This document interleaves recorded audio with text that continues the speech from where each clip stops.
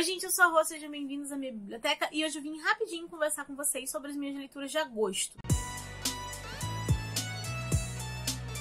Agosto efetivamente foi o mês do flop, tá, gente? Foi o mês assim que eu nem sei se pode ser considerado uma ressaca, porque eu queria ler, mas eu não tava tendo tempo e aí tinha livro me atrapalhando. Enfim, não foi por falta de vontade de ler. Mas, no final do mês mesmo, o saldo foram só de 3 livros. E vão ser deles que eu vou conversar agora com vocês, tá bom? Então, já deixa um like, se inscreve no canal se você não for inscrito, se você gosta desse tipo de conteúdo. Eu até pensei, gente, em juntar os lidos de agosto com os lidos de setembro. Mas, graças a Deus, agora em setembro eu já tô saindo desse flop, né? Já tô saindo dessa ressaca. Aí eu pensei assim, não, vai dar um número maneiro em setembro, então não vou juntar, porque senão vai ficar um vídeo muito longo. Então, vamos conversar aqui rapidinho, tá? Lembrando que, se você tiver interesse por algum desses livros, vai ter link de compra aqui embaixo no box de descrição. Eu vou começar por um que é só pra dar uma pincelada aqui mesmo, porque eu já fiz até resenha dele.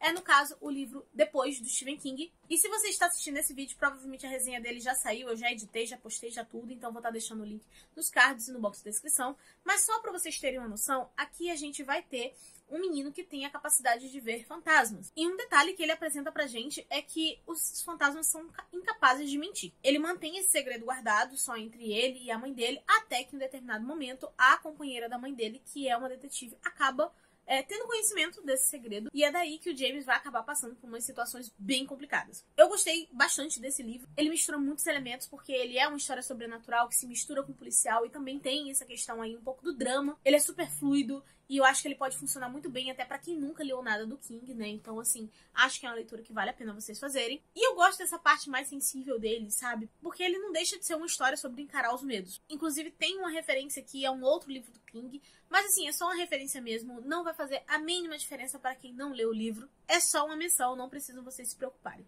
Mas, de qualquer forma, eu falei melhor sobre esse livro lá na resenha, tá? O link vai estar aqui embaixo. Podem assistir tranquilos, porque não tem spoilers, tá bom, gente? As resenhas que eu faço aqui no canal são sempre sem spoilers. E quando vai ter algum tipo de spoiler, eu chego no vídeo, eu aviso. Gente, a minutagem, a partir do ponto tal, tem spoiler. A partir daqui eu vou falar spoiler. E aí você pode fechar o vídeo e tal, você pode pular aquele pedaço. Eu sempre aviso, então vocês podem ficar tranquilos, tá bom? Vou deixar o link aí embaixo.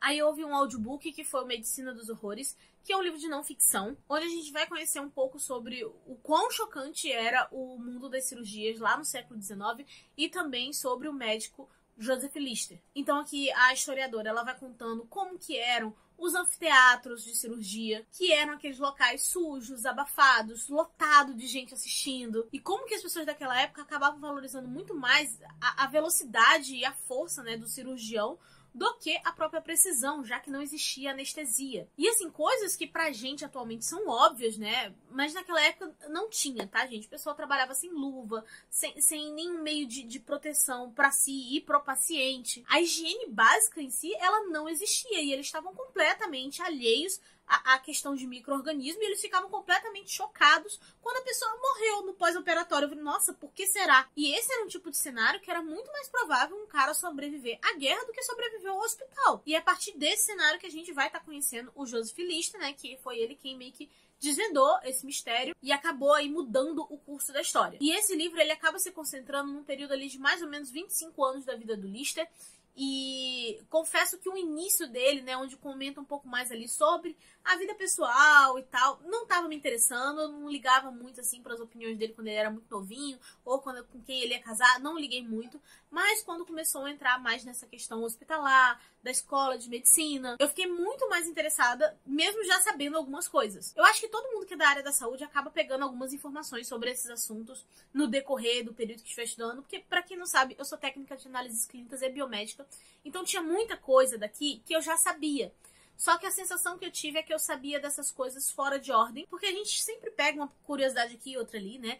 Então, mesmo que o livro não tenha sido 100% novidade, eu ainda fiquei muito entretida, porque a sensação que eu tinha é que ele estava pegando as informações que eu tinha, colocando elas em ordem cronológica e acrescentando algumas novas informações. E eu acho que esse livro, mesmo que ele seja, assim, bem voltado pra questão médica e tudo mais, hospitalar, eu acho que não é só gente da área que vai ler, eu acho que a linguagem dele tá bem tranquila pra qualquer pessoa que tenha curiosidade sobre o tema poder ler e entender tranquilamente, tá, gente? Então, assim, se você tem curiosidade, leia sim, não é uma leitura difícil e ela tem como disponível em audiobook na Audible, tá bom? E aí, voltando pra minha saga de ler autores russos, né?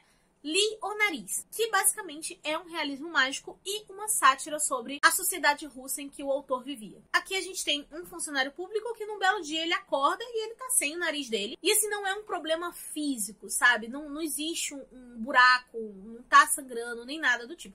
Simplesmente sumiu o nariz, isso aqui fica uma coisa meio lisa na cara dele. E, consequentemente, ele fica com vergonha, né? De como é que eu vou aparecer nos lugares, o que as pessoas vão pensar, como que eu vou conseguir ascender socialmente sem o meu nariz. E nisso, esse cara começa a procurar o nariz dele e ele descobre que, literalmente, o nariz ganhou vida e tá ocupando um cargo público que, inclusive, é maior do que o dele. O livro é bem nessa linha do absurdo mesmo, tá? A crítica, ela é bem direta mesmo, que é justamente o quê? Criticar a estrutura social de São Petersburgo, de como foram criados vários cargos públicos naquele período, que era um lugar que visava muito as aparências, inclusive pela própria questão da construção da cidade mesmo em si, enquanto tinham outras pessoas que estavam vivendo na margem da sociedade. E assim, de tudo que eu li dos russos, esse foi o que eu mais gostei. O que não quer dizer muita coisa, porque eu não gostei de nenhum outro livro que eu tenha lido antes, né? Mas o que eu senti que esse aqui teve de diferente dos outros livros é que ele é simples, no sentido de que não é que ele seja mais fácil de ler ou alguma coisa assim. Os outros livros também eram bem fáceis de ler. Só que esse, ele é direto, ele é sem rodeio, ele não tenta ficar filosofando em cima de uma coisa que é muito simples. E a história aqui, ela tem um tom cômico. Não é uma coisa que você vai gargalhar, inclusive isso foi um pontinho que me incomodou.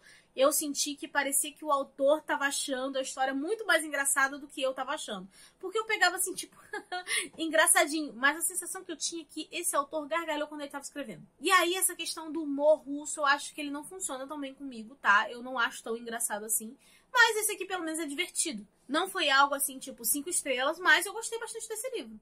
E bem, gente, agora eu quero saber de vocês como é que foi o mês de agosto de vocês. O meu foi só isso mesmo que eu consegui concluir. Eu tava empacada em um outro livro que, nossa, eu vim terminar agora em setembro. Inclusive, depois que passou esse livro, é que eu tô sentindo que os outros estão fluindo. Então, acho que eu tava meio travada com uma leitura. Mas quis trazer esse vídeo só pra meio que manter a ordem de atualizações.